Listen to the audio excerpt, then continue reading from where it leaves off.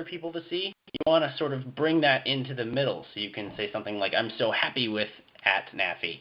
And then the world can see it. So your followers, my followers, and everybody else. So what I'll do is I'll offer some suggestions and some examples. So this is taken directly off of the NAFI Twitter page. And we just announced a new discount with ForeFlight. They have a discount that they've provided to NAFI members for their synthetic vision package. And so what we did is to get the word out, we said, hey, breaking news, we have this discount, and at the same time we're referencing ForeFlight. So you see ForeFlight sort of in the middle of the message. That means anybody who follows us on Twitter will see that message, as well as anybody who follows ForeFlight and, of course, ForeFlight themselves. What you'll see below that is a message from one of our members, and it's a pretty positive message, so I'm pretty happy about it. The only thing I was a little discouraged about is because he referenced us right in the beginning of the message, it was sort of more of a response to our message, so we were the only ones that would see it. Now, the way around that is if you look right below George's message, you'll see a little green square symbol. That square symbol stands for retweet. So on Twitter, if I come across something like this, what I can do is I can actually push that button, and what it does is it turns his message into a message from me. So I was still able to save the message in terms of I could get it out to everybody who follows us without having to necessarily directly copy and paste or any of that stuff. And then, of course, you could see the little NAFI symbol right in the middle next to favorites. And then there's another Twitter follower who saw it because we retweeted it, and he favorited the message. Favoriting messages doesn't mean a whole lot. Basically, it just means it's a message that you can go back on your account and look up all the ones that you really liked, and it's sort of a personal filing cabinet. So the next way is, this is in Facebook, and it's a little bit different. You'll notice that it says breaking news, Avemco Insurance Company, and Avemco is in blue. So, of course, that's a clickable link, and what that would do is that would allow you to then click that and go straight to the Avemco page.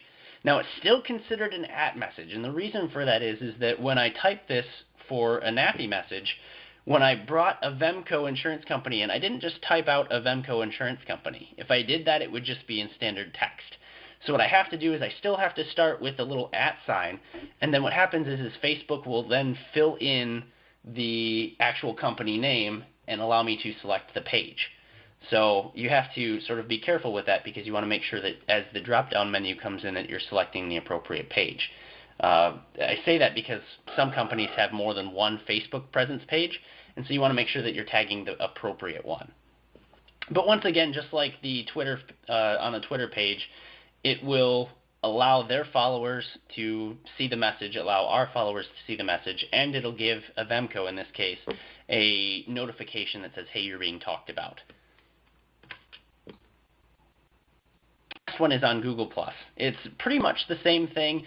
The only thing is it looks a little bit different because they actually have Avemco in the black, and they have a plus sign, but you'll still use the @ symbol. It just changes it.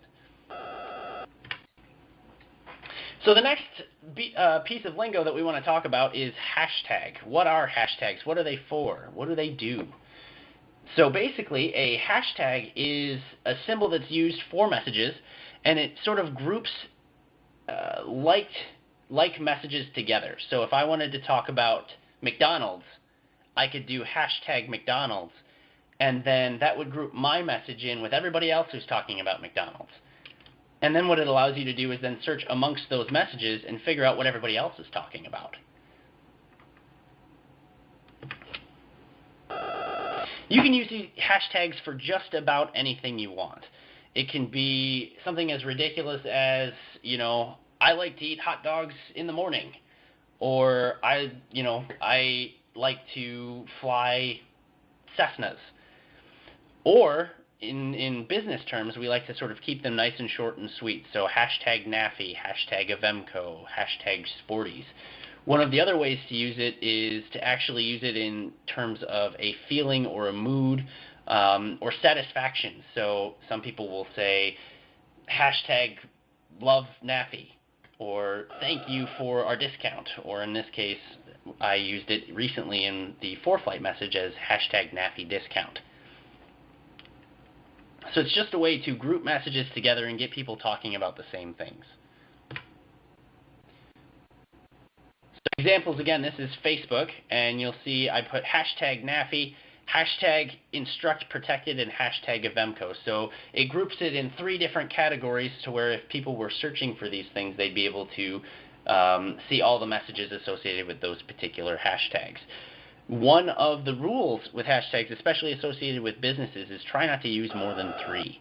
If you get past 3, it starts to look a little ridiculous, and the professional level of the message starts to go down. And also, we want to sort of stay away from the really, really long hashtags. So try to keep it within a couple words, but they do have to be grouped together, so you can't put any spaces between the words.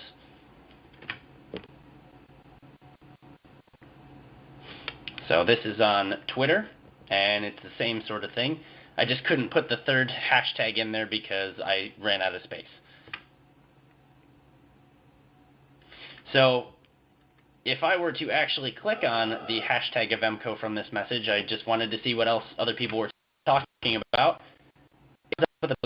So it's by anybody who's talking about Avemco. Of course, we were at NAFI, we're talking about Avemco. Avemco was talking about themselves.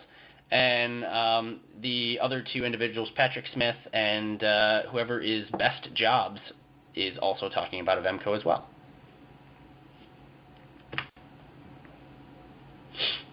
So when we start to use these hashtags, we have to understand, are they being used already, who's using them, and if I'm just coming into a company brand new, I want to know what hashtags have been prominent and popular with that particular company in the past.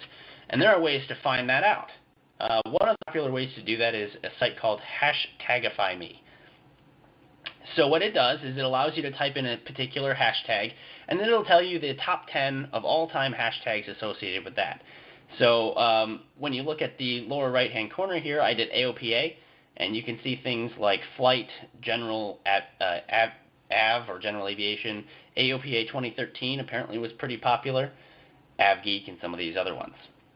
That same particular site also does it to you sort of in a bar graph type way, and it shows you correlation and trends and stuff like that. So there's a little bit more information that you can get out of it.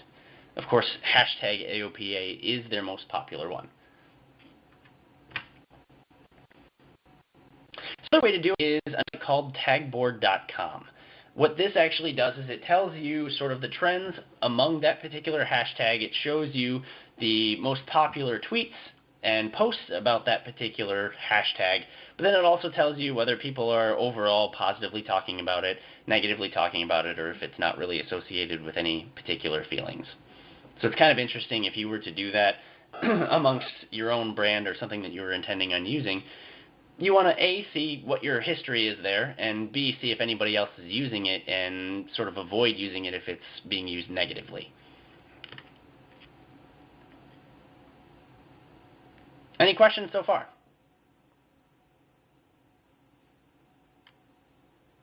Okay. So we'll get into Pinterest next. This was actually one of the bigger questions from the first section. And the reason for that is a lot of people associate this with sort of the craft lifestyle, the, I want to learn how to knit an Afghan, I'll go to Pinterest and I'll do that. That's sort of how it started out. Pinterest, it is very much a site associated with being creative, learning a new skill, and actually trying to go and do something. So it's a place where content solves a problem, inspires a user, and appeals to a particular hobby. It's actually becoming bigger in aviation because of these things. And one of the ways that we can do this is actually take certain strategies in flying, especially as instructors, and we can start posting these things to Pinterest as ways of people to better themselves in their flying. Here's how we make landings better. Here's how we do lazy eights. And it would be actually perfect for a Pinterest board, and so far nobody's really appealed to that yet. So that's kind of where NAFI is starting to maybe move in a little bit. So what is it? It's kind of like a digital board. It's a way of seeing everybody else's bulletin board and then sort of taking pins out of theirs and putting it on yours. Oh, I like how you did this. I'm going to take this and copy it onto mine so that I can use it later. So companies have set these up, and flight schools and individuals can set these up. And what you can do is you can post your own content in hopes that somebody else is going to look at your board and say, yep, I really like that. I'd like to move this over. What does that mean for businesses? Well, for a business, the things that you want to do is you want to, as I said, come up with something that shows somebody something that they wouldn't necessarily do. So if I'm a company that sells headsets, I'm going to try to tell you, okay, here's another use for it that you haven't thought of before, whatever that may be. Here's advice on ways to do this to make your batteries last longer. So it doesn't have to be something physical or something tangible. It can be ways of creatively using things that you've already got or different ways to modify that. So one of the things you'll notice on our particular page right now, there's not a whole lot up there, but we do have our library, we have some events on there, and we have some content for our Mentor magazine. And so it's a way for people to look at those particular things and say, you know, that seems like a neat thing, or that was a cool event. Maybe I'll try to go next year. Now, when you first go on, you're going to see something that looks like this. Basically, it's very random in nature. What it asks you for is it asks you for your interests. In this case, I typed in aviation, and I got all kinds of things. I had ways of creating pictures and learning your dream, and here's the cockpit, and here's how I organize my flight bag. So there's a lot of different tips and strategies to make my life as a pilot or an aviation enthusiast a little bit easier, or allow me to bring that passion into something that I already have, so I can create pictures for my home and stuff like that. So what you want to make sure you do, if you're going to start posting to something like this, it's very, very picture-oriented, because the way people go through this is they just scroll, and it's almost an endless scroll down. And so as people are scrolling, they need something that draws their eyes. So the picture in Pinterest is very, very, very important.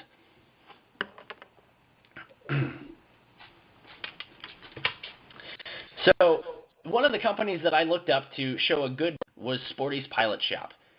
If you look at the way they oriented things, yes, they have products up there, but the products really aren't necessarily what they're promoting. They're promoting a lifestyle. They're promoting things of, here's, in this case, the top 10 aviation headsets. It's not so much the top 10 that they decided, it's the top 10 that they've been able to sell. So it's telling you, if you're going to buy a headset, here's the top 10 in the industry. Here's what we recognize as the best sellers.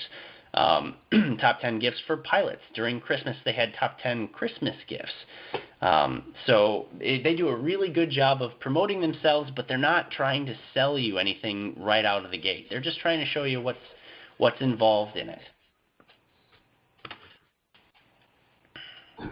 And so each one of those squares, then when you click on it, it then shows you everything else that they have to offer. And again, you'll notice that right off the gate, there really isn't any prices. They're not pushing you into anything. They're just trying to tell you, here's what it is, here's how it works, here's what it does. And then they assume that if that's something that you're interested in, that you're going to take the next step and actually go to their particular website. So again, it's very much not a selling atmosphere, but it assumes that the selling will come later once people are interested.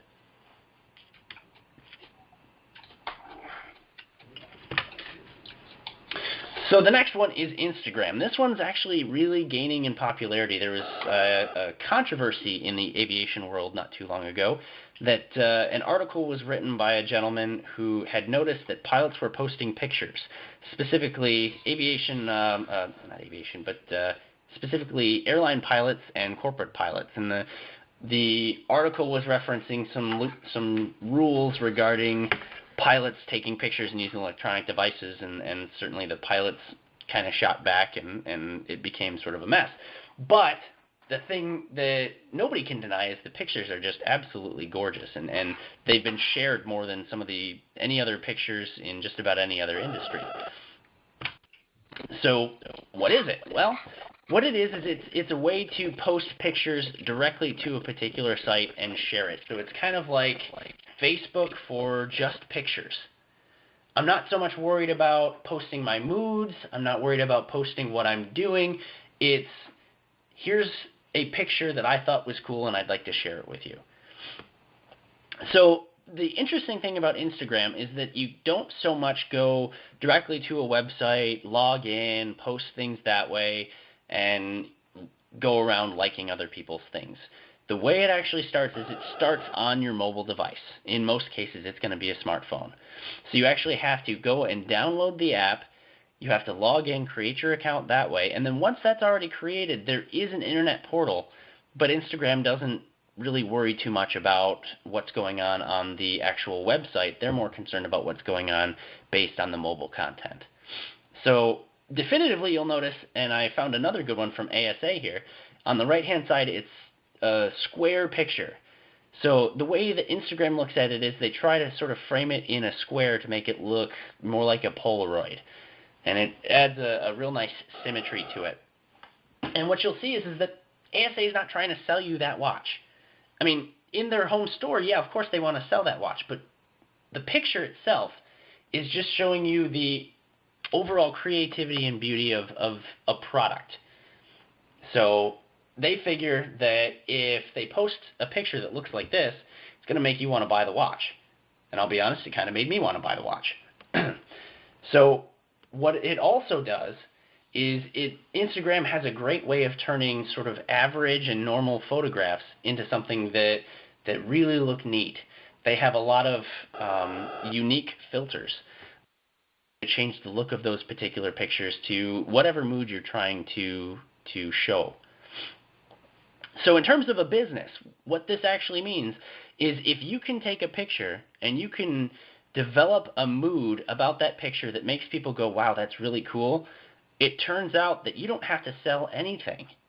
Because in fact, people who like those pictures on Instagram tend to be the most devoted of all of the social media sites, because they're there because they want to look at these pictures. They believe that the art and the creativity behind it will actually then lead them back to your website or back to whatever it is that you're trying to do. You can also post movies to Instagram, but you only have 15 seconds to play with. So if you're going to post a movie, you have to be extremely creative on the content that you're actually going to use, because you don't have a whole lot of time. They can't be very long. So it generates a lot of feelings amongst these followers. And then, of course, people can comment and those sorts of things. But even with ASA's response to this particular message, they're not telling you, hey, go to our website, we'll sell you this watch. They're giving you more information on what it is. And they just assume that the commenters are going to check that out for themselves. So the key is to capture a moment, not a product. The other thing to know about Instagram, and this is very important as you're trying to build a brand, is that because of the nature of the photographs and the purpose of the site, the pictures that you post cannot be directly about your brand's logo.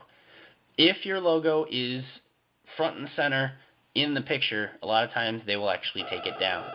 So what you have to do as a business is be creative in a way to get your logo into that particular picture, but have it sort of off to the side, have it coincidental.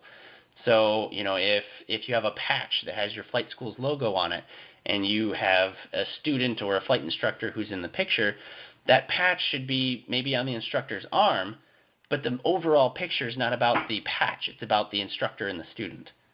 So you have to find ways to conveniently product place in the pictures, but have them be focused on something else. So I put this up here. If you go to their website without an account, this is actually what you're going to see. The website just says you need to download the app, create your account, and then come back and log in afterwards. And of course you can see that it's on Apple and it's on Google. I assume it must be on the Microsoft Surface as well, but they don't have it prominently featured. So this time I went to Sporty's Academy. And the way that they've found to use Instagram is actually take their first solo pictures, their check ride completion pictures, and all of those go onto Instagram. So it's a really cool way to honor the student for the achievement that they made, but it also allows the student to then take those pictures and share them with friends, share them with family, have other people outside the school take a look at those, and it's some great PR for them too. So, you know, they have smiling faces, they've got smiling instructors and students, and so it really, really works out as a nice site for them to share that kind of content. And we just joined the other day. I was compelled to actually post a picture of my own. So that's a student of mine flying a Cirrus SR-20. And I used sort of a tone filter on it, but nothing crazy. So now we'll talk about ways of getting the most out of each of your posts. There's certain functions that aren't necessarily obvious that really help get traction and allow you to have more followers and users actually see your tweets and posts and everything else. One thing to keep in mind is just because you post once a day doesn't mean that everybody that is a follower or a friend is going to see your post. Sometimes Facebook will actually limit how many people see your posts, assuming that you're not paying for anything. And other times you just have to assume that people aren't online where your post is going to be front and center. If they see it 8 hours later, they're going to have to filter through 8 hours worth of messages. So as you begin to develop a brand following on any of these sites, you need to figure out, is posting once a day enough? If I want people to see my messages every day, maybe I have to post twice a day, in the morning and in the evening, to have everybody see at least one of my messages. And so you need to find a way to get people to see it without necessarily being having too many posts a day, because you don't want to be a spammer. So one of the ways we can get traction out of this is actually by what we call pinning a post. Okay, a pinned post is actually a post that is on the top of your page and stays at the top of your page regardless of how many further posts you have. All of your newer posts will stay below the pinned one, so if it's a message that's really important, you can leave it pinned for as long as you'd like. An embedded post is a post where I can actually sort of snap it out of Facebook or Twitter and then go post it to my own website or wherever I might have content in another place, and then it'll link back to the social media site. So you could put that on your homepage of your website, and they can click on it and read more of the message actually on the social media page. And hopefully, one, that means that you'll get more followers, but that message in particular will also be seen more.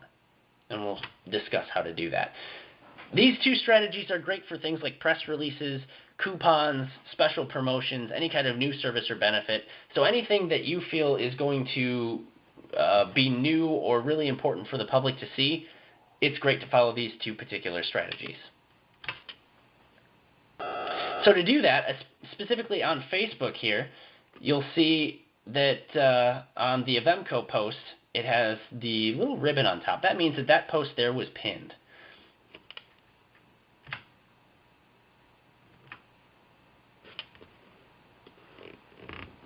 Let me see here. There we go. So if I click on that pin, oops, I skipped a step. The GoToMeeting thing is getting in the way. Sorry about that. There we go. So if you click on the little arrow in the corner right below the ribbon, that's going to bring a drop-down menu.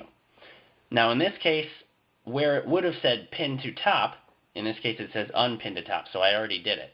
But that's going to link this as the #1 story on this page until I tell it not to.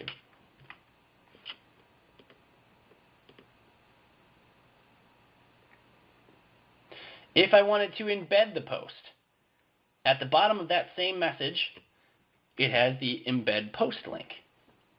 So if I click on that, what it's actually going to do is it's going to give some HTML code.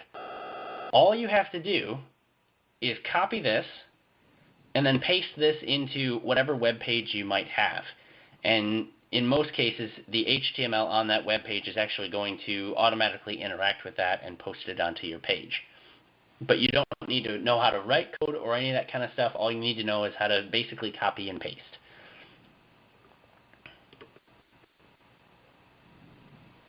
And so I did the NAFI page, and this is what it would look like. Now, the only thing I was a little upset about is the Avemco picture ended up getting really, really big. So when you make these messages and you actually post a picture into it, you have to be careful about how it's going to look. You want to make sure that it stays within the realm of the square that it allows you to actually post. And of course, it shows you up there that if I'm not on Facebook, or if I don't like that particular page yet, when it's on my website, it actually allows a direct link to like the page. So this can be done also on Twitter and just about any of the other social media sites, though we'll focus on essentially Facebook and Twitter. This one also notes that the particular tweet is pinned, so that's going to stay at the top until I tell it not to. And then this time, it's actually going to have the 3 dots at the bottom of the message. If I click on that, it's going to bring up a menu just like it did on Facebook, where it shows you both embed and pin to top. In this case, it says unpin because that's the one that's already there. If I click on embed, just like Facebook, I come up with a HTML code that all I have to do is copy and paste into the code on my website. And that's how it looks. So very similar, just a different format. So the next thing is either a boosted or a sponsored post. So if you have a particular message that you're willing to pin, it might be something that you want to consider boosting.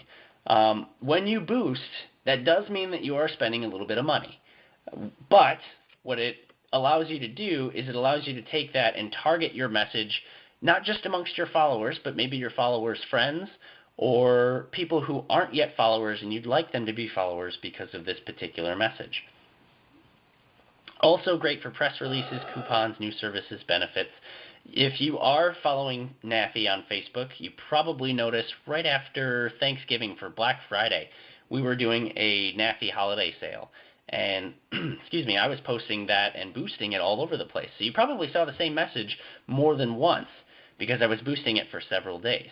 So it not just shows it to people who have seen it and then it goes away, it'll continuously show it to people until you stop boosting it. And that can be as low as $2 or $3 a day to reach several hundred, if not thousands a day. So that can be very, very useful. So I click on the boost on the, if you notice on the lower right corner here, click on the boost symbol. It'll choose who I want to target and how. So people who like the page and their friends, people who aren't liking the page, I can target people regionally, I can target people by their interests. It's very neat how they've been able to make all these options for you. And it'll even tell you my expected reach per day.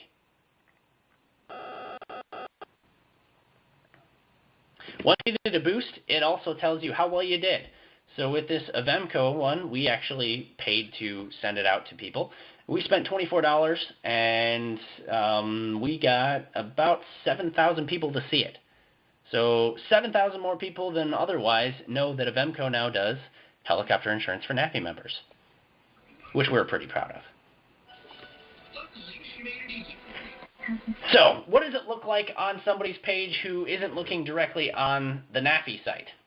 Well, in this case, here's Amazon. They seem to do a pretty good job. They have a boosted post here, and it's their deal of the day. So it actually not only shows the brand and the message that they're looking for, but it also allows you to comment on it or go directly to their site to, of course, shop. Another way to do it is you'll see below sort of your news feed on the right-hand side of the Facebook page, you'll also see the sponsored ads here. So I can actually have a message targeted directly in that spot, and it can be there for several days, it can be there for however long you'd like, or you can even target it for a certain amount of clicks.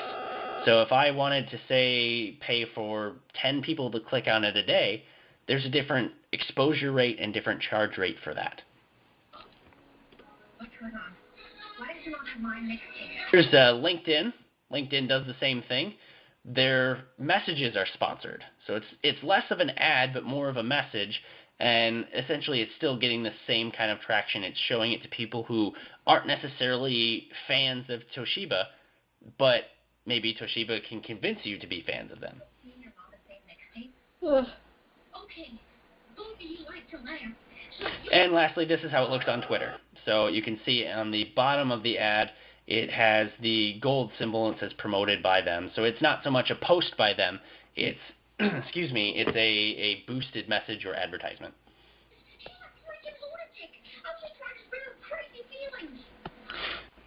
So one of the other things, and this is something that a lot of people don't know about, is when you're actually posting a message to Facebook and you'd like to actually have a picture, that picture is usually taken from the website that you're linking to. So in this case, we're linking to a military site, and it pulled down one of the pictures from the articles that we linked to. If for some reason there's a picture on that site, but it's not actually going into your message, you may have to debug the page.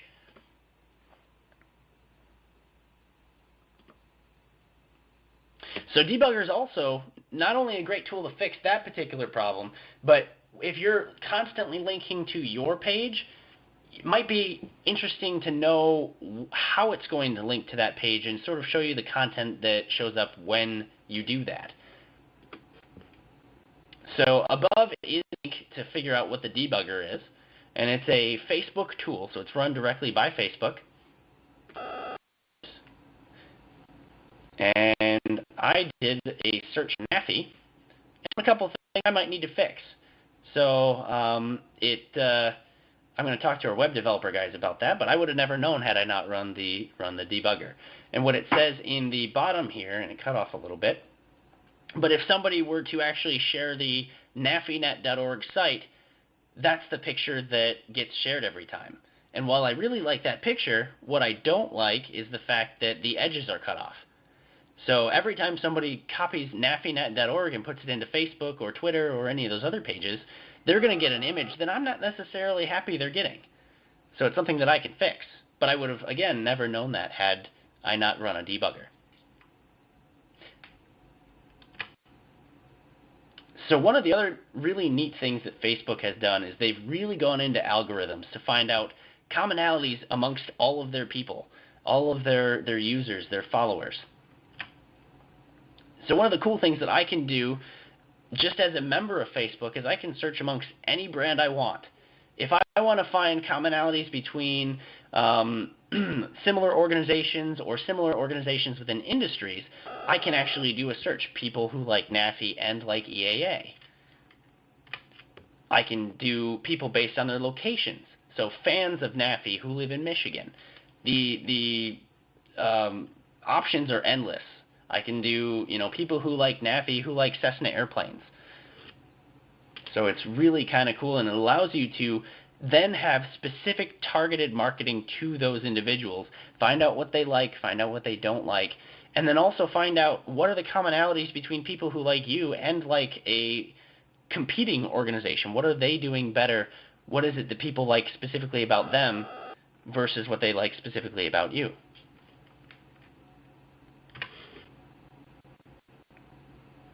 Like my example, I ran a listing of people who like NAFI and like EAA.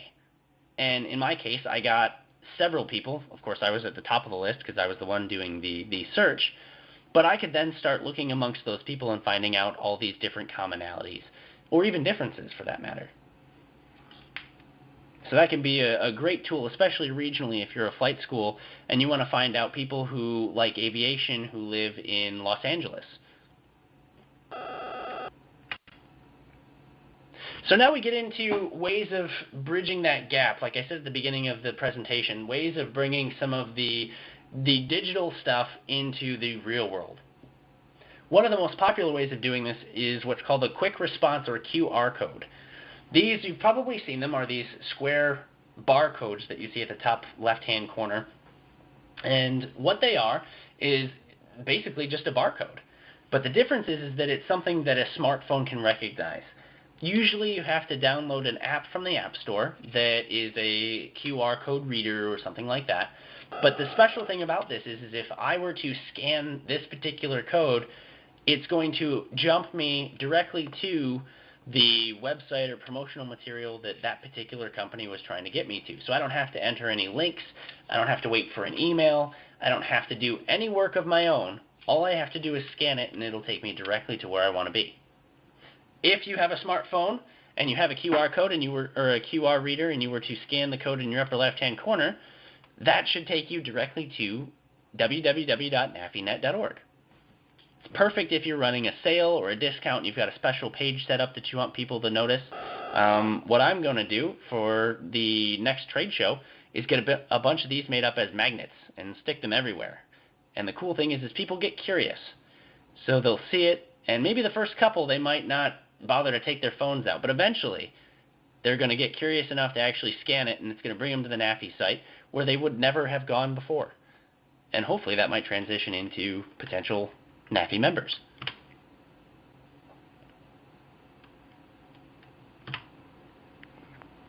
And once again, it's traditionally used for things like advertising, very good for new services and discounts, new products.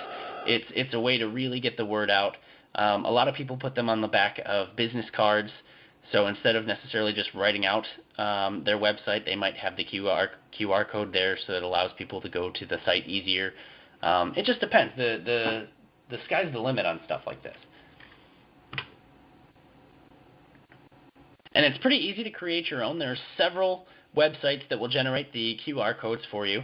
And all you really have to do is enter the website or enter in what you want. And as a business, what you can even do is you can pair that up with your business's logo. And usually there's a way to integrate the logo into the barcode. So the next step for NAFI would be sort of right in the center of the barcode you see on the right-hand side would be to integrate the wings of the NAFI logo into the center. And that's sort of the direction that we're heading with this. But it's completely free.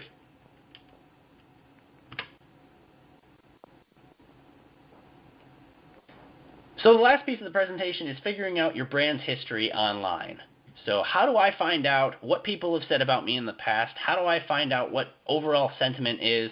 What kind of damage control do I have to do, if any? In this case, a good place to go is socialmention.com. You see that on the top. What I did is I searched for a company where I wasn't sure how well their public sentiment was going to be. So I went with Pepsi. And so you'll see that all the way down are all kinds of different messages, some made by Pepsi, some made by users. A lot of that it looks like photo buckets, so those are actually pictures of people probably drinking Pepsi. But it also tells you searched keywords. You'll see that on the left-hand side, searched keywords of things associated with Pepsi. Their public sentiment, so most of it's neutral. They're more on the positive side than negative side, so that's good for them. And you'll see a lot of the top users or people who comment about Pepsi the most. And, of course, Pepsi comments the most about Pepsi. So on the top, you'll also see how far does the average reach go. So when I talk about Pepsi, is it 100% penetration, so does everybody see it? Or is it a fraction of the people who are in that particular media? So a fraction of Facebook, a fraction of Twitter and Google Plus and all those types of things. So how much passion is involved, so how many times are those tweets or posts reposted or favorited or shared amongst other people? And, of course, there's an algorithm for both the strength and the passion of that. I'm not sure how they figure it out, but, of course, the higher the better.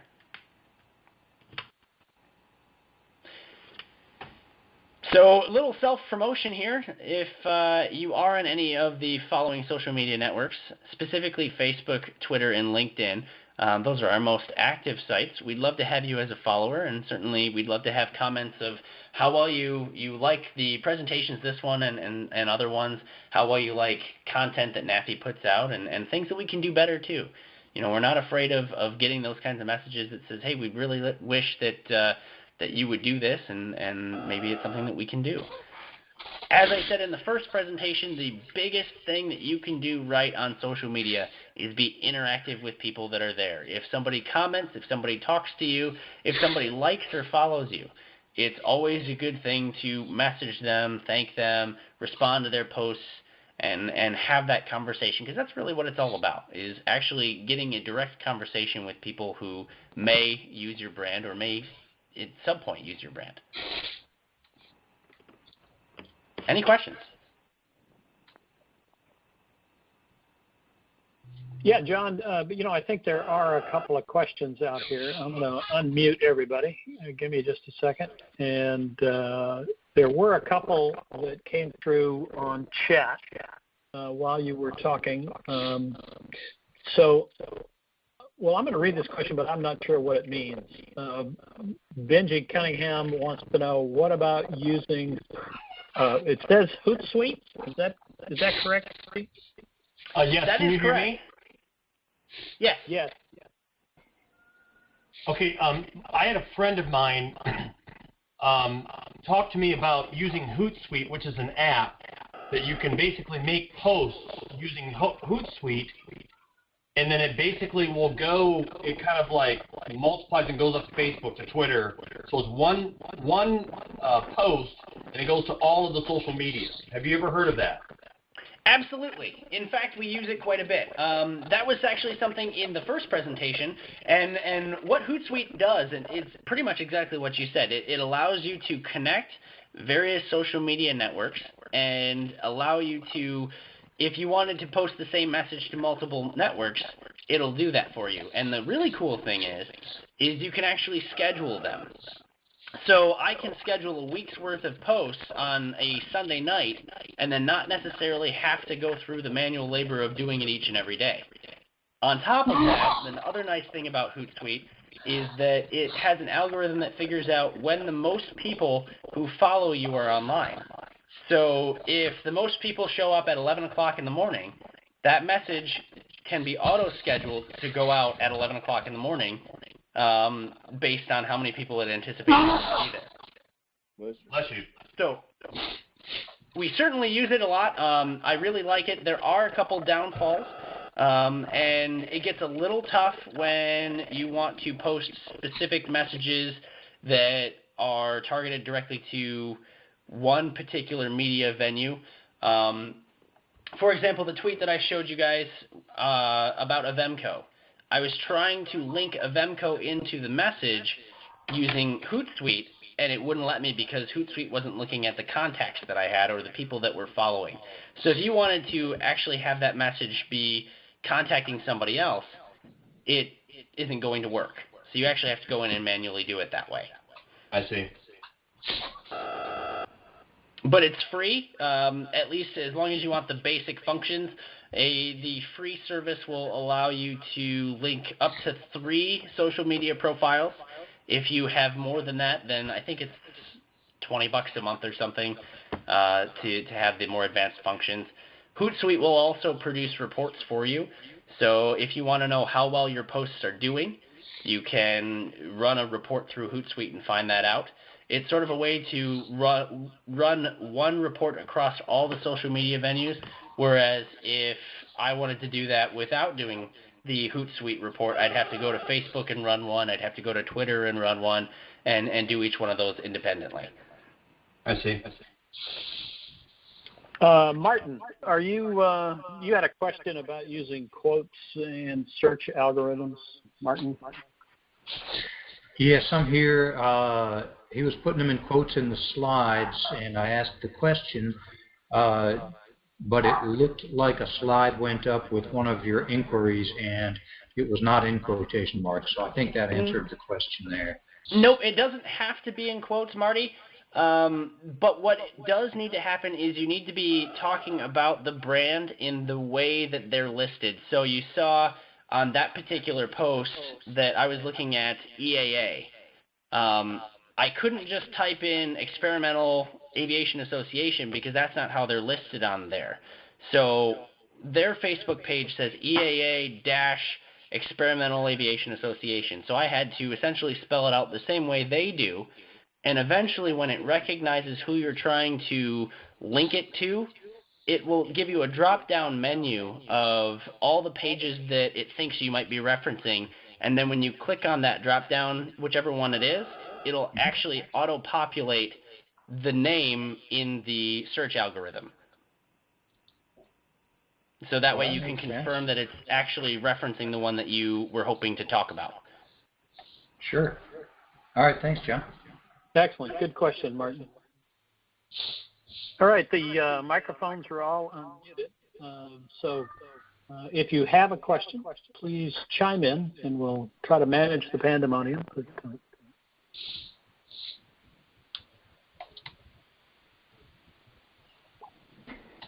Okay.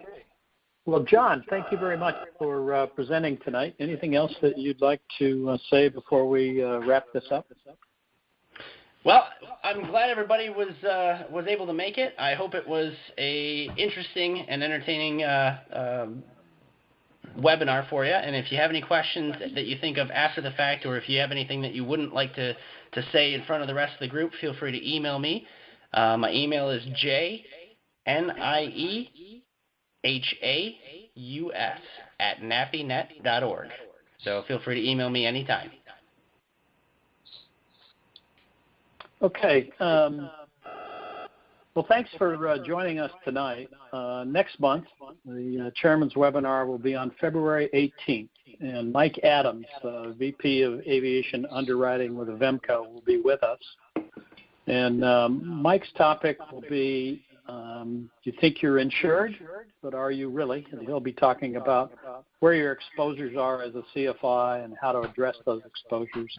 The webinar will include information also about the new Rotorcraft CFI insurance, which we are just now announcing. It became effective January 1st, and Mike will be here to answer any questions.